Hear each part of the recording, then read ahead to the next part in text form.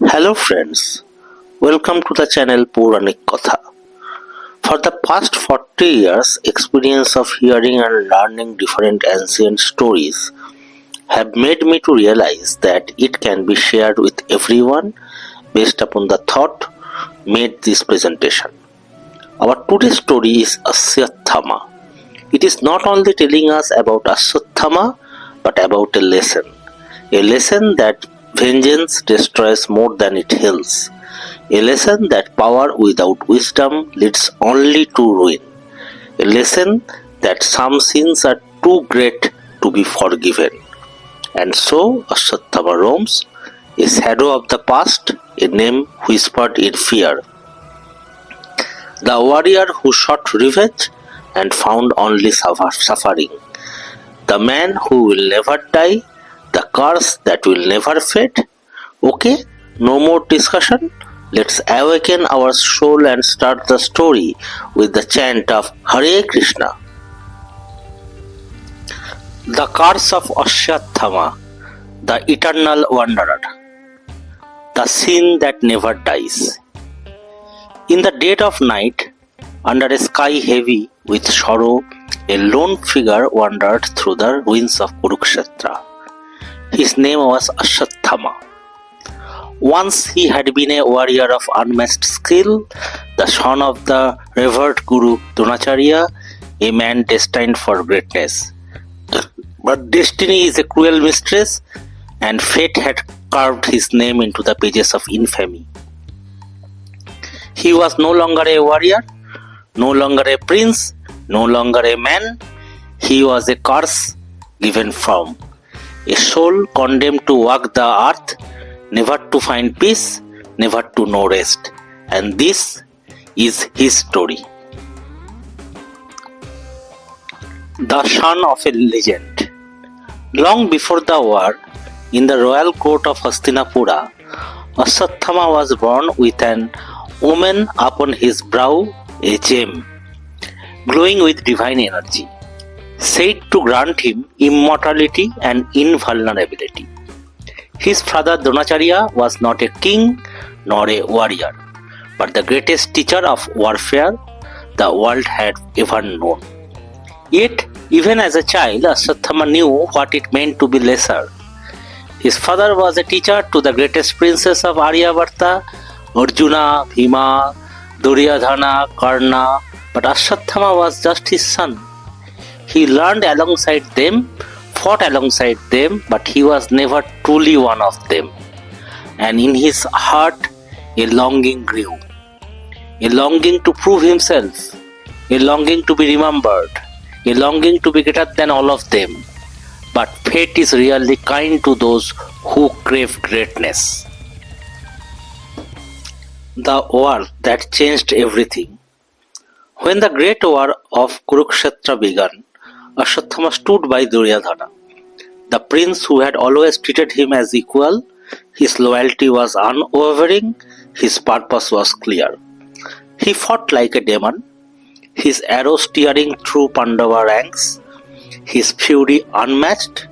But no matter how fiercely he battled, the war did not favor the Kauravas. One by one, the great warriors of his side fell. Bhishma, Karna, Dushasana, and then his father.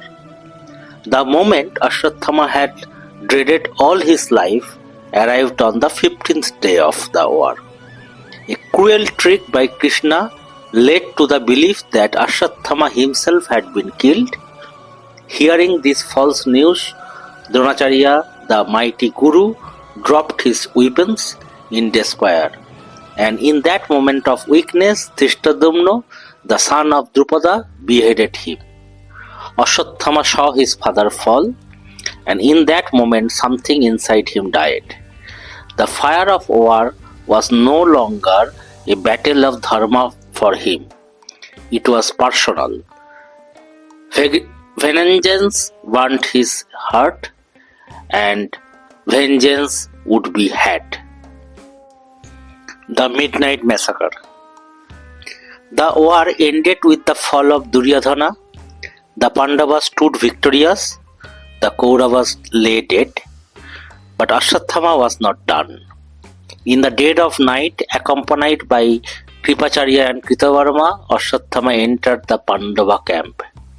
The warriors were sleeping, resting after 18th day of bloodshed, but there would be no dawn for them.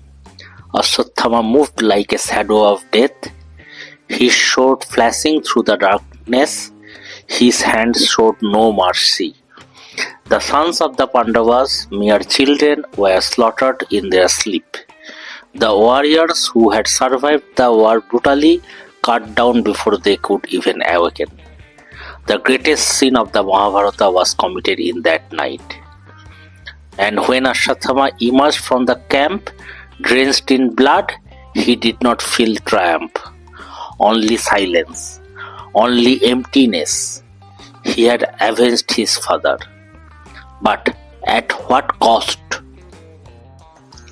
The wrath of Krishna. When the sun rose, the Pandavas returned to their camp only to find death awaiting them. Their sons, their warriors, their kin all gone. Grief turned into fury, and fury turned into divine justice.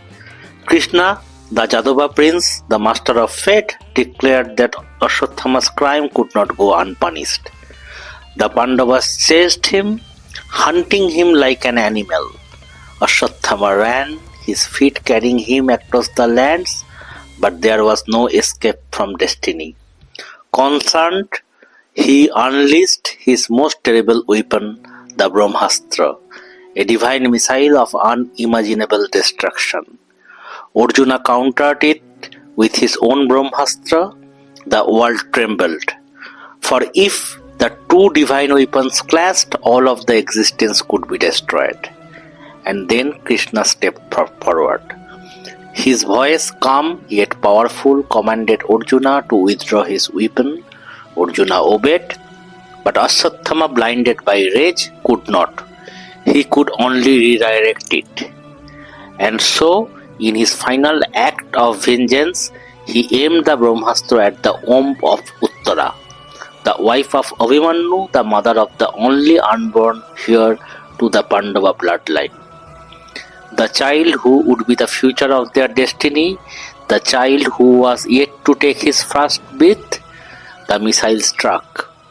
Uttara screamed, and the baby was no more. The Pandavas fell to their knees in horror. But Krishna smiled.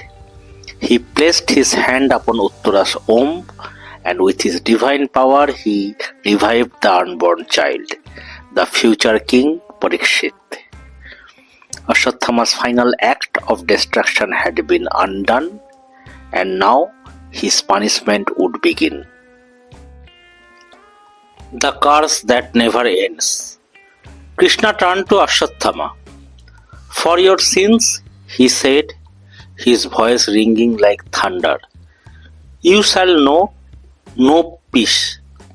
You shall never die, never rest, never find solace. He reached forward, and with a mere touch, he tore the divine gem from Ashwatthama's forehead, the source of his power, his invulnerability. Blood poured from the wound, but Ashwatthama did not fall. You will walk this earth, wounded and suffering, until the end of time. Krishna continued, you will seek death, but it will never find you. You will beg for forgiveness, but it will never come. Ashwatthama screamed, not in pain, but in something worse. An eternity of suffering had just begun. And as the Pandavas turned away, leaving him behind, the once great warrior fell to his knees, clutching the wound on his forehead, alone, forgotten, cursed. The eternal wanderer.